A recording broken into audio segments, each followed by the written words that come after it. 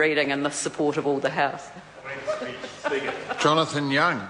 Thank you, Mr. Speaker, for the opportunity to stand and speak in support of the Commerce Commission International Cooperation Fees Bill that we are looking at, which is touching on all of these 5 bills of international cooperation. And do thank the previous speaker for the history lesson. What a great grasp of figures and dates. One of the things that I think so, too much time. In fact, if we hadn't detoured through memory lane, we might have got through this a lot faster, which is what she was hoping. Mr. Speaker, it's important to understand in this modern age of global trade that things are happening very, very rapidly, and especially as we see New Zealand and Australia lay out its ultra-fast broadband, and this creates even greater opportunities for businesses both sides of the Tasman to cooperate and work together in a single economic market, which we know is very important for us and is also very important for our Australian brothers and sisters or cousins, whatever you may refer to them, over the Tasman. So, Mr. Speaker, this bill is going to allow that better trans-Tasman work. It's going to allow enforcement of competition and consumer laws. And this is incredibly important because we know that an even playing field is what competition thrives on.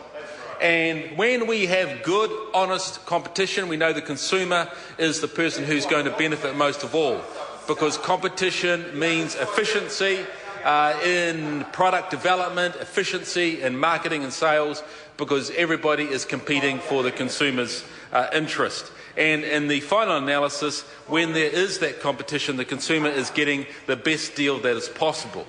High quality, high services at the best deal possible. So this legislation is going a long way to support that, and very good to see it progress here to its 3rd reading.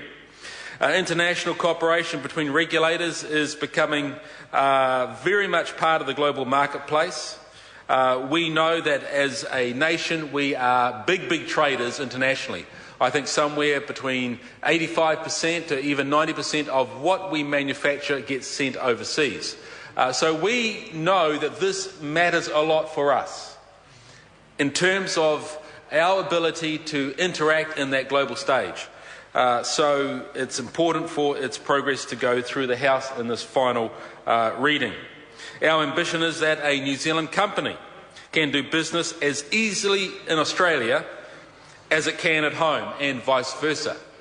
We know that as ultra-fast broadband rolls out in Australia and in New Zealand, that there is going to be that fantastic opportunity for people to trade, interact, discuss, make business plans and cooperate as if they were in the same room. And we are yet to see the advantage and the benefit of that in our businesses, and I think it's going to be outstanding. I think it's going to see great advancement, Mr. Speaker, for businesses in New Zealand.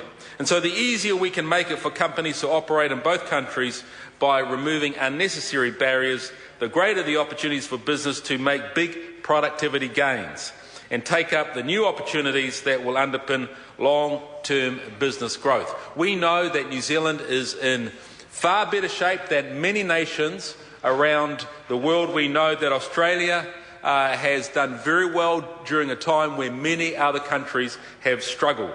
And so it's good that we can have this arrangement, particularly with Australia and other regulators as well, of course, so that we can continue to build on the strengths that we have as a nation. So, Mr. Speaker, I'm very pleased to support this and think that this is going to be very positive and progressive for businesses and also for the regulators of both Australia and New Zealand. Thank you, Mr. Speaker. Dr. Rajan Prasad. Thank you, Mr. Speaker. I was rather hoping that the last member would take